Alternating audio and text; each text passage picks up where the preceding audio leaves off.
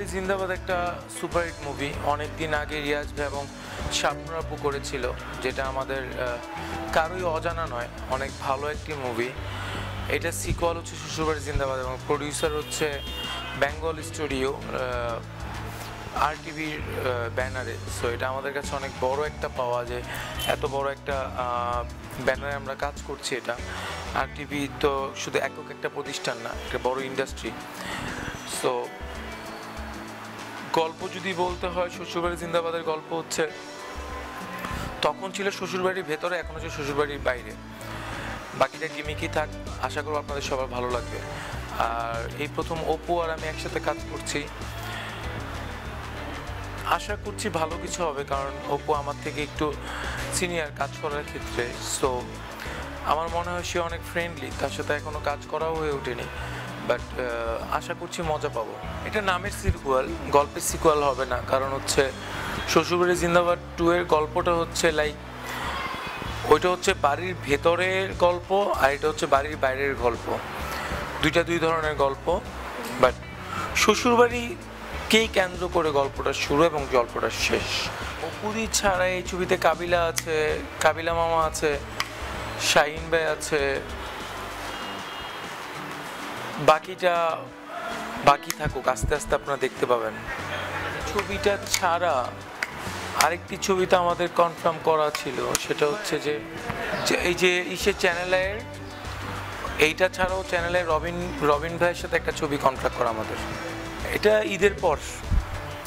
ছবির নাম শুরুতে যেটা ছিল হয়তো বা ওটা চেঞ্জ হবে, সো ডিরেক্টর কয়েকদিন পর নাম বলে দেবে। কেউ সমালোচনা করেনি এই ছবিটা নিয়ে, কেউ সমালোচনা করেনি। ছবিটা বাম্পার হিট হয়েছে, এটাই সত্য কথা। কেউ সমালোচনা বা আলোচনা করেনি। এটা আমার কোশ্চেনের মধ্যে পড়ে না, সো আমি এই বিষয়ে কথা বলতে চাই। নেক্সট দাগ চলচ্চিত্রটি আসার প্ল্যান আছে। দাগ হচ্ছে ডিরেক্টর তারিক শিকদার, আমার সাথে আছে মিম, আঁচল, তারপর হচ্ছে শতাব্দী ওয়াদুদ, ডিজে সোহেল, মোটামুটি বড় একটা টিম আছে। আঁচল যদি আবার ছবি করে তাহলে লাস্ট ছবি হবে না, এটা আপনারা ভালো বলতে পারবেন, আমি ভালো বলতে পারবো না। আঁচলের সাথে অফার আসছে কি না এখন পর্যন্ত, হ্যাঁ অফার এক দুটো এসছে, বাট এখন পর্যন্ত ওইরকম ব্যাটে বলে ম্যাচ করেনি। আমি যোগাযোগ করবো না, ডিরেক্টরের কাজ, কোনো কোয়ালিটির সাথে যোগাযোগ করি না পার্সোনালি। Danger zone. ওই ছবিটার 7 দিন শুটিং বাকি আছে।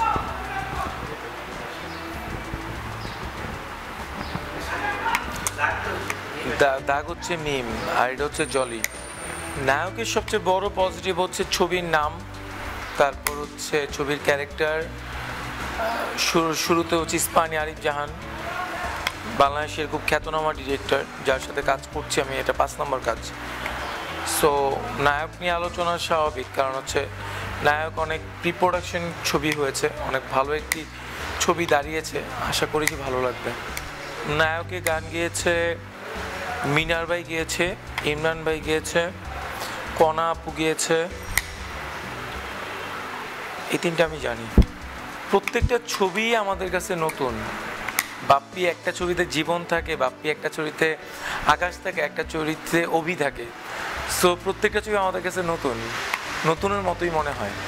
মেয়ে পছন্দ হলে বিয়ে করে ফেলবো, দ্যাটস ইট। না এখন পর্যন্ত মাথায় আসেনি। না আমার আসলে প্লেব্যাক করার গলা না, আমি যেটা গাই হচ্ছে মজা করে গাই। সো এটাকে কখনো প্রফেশনাল হিসেবে নেওয়ার কোনো প্ল্যানই নেই, না কখনোই শিখা হইতো না। লিপসিং করতে করতে শিখে ফেলছি কাইন্ড অফ। এক একজন এক এক জায়গায় বেস্ট। বাপ্পা ভাই এক জায়গায় বেস্ট, মাইলস এক জায়গায় বেস্ট, আয়েক বাচ্চু ভাই আরেক জায়গায় বেস্ট, জেমস ভাই আরেক জায়গায় বেস্ট। যাদের নাম বলছি তারা সবাই। মিনার ভাই বেস্ট, হাবিব ভাই বেস্ট, সবাই। আমার কারো গানই অপছন্দ না। মিনার এই প্রথম মিনার ভাই যাবে, যেই ক্যারেক্টারটা কখনো করি নাই। ক্রিকেটার, আর্মি, তারপর এই দুইটা আমার ড্রিম ক্যারেক্টার। দেশের বাইরের অফার আসলে কাজ কে না করতে চায়। বাংলাদেশকে রিপ্রেজেন্ট তো করছি আমি, যে বলছি যে I come from Bangladesh, I am a Bangladeshi hero.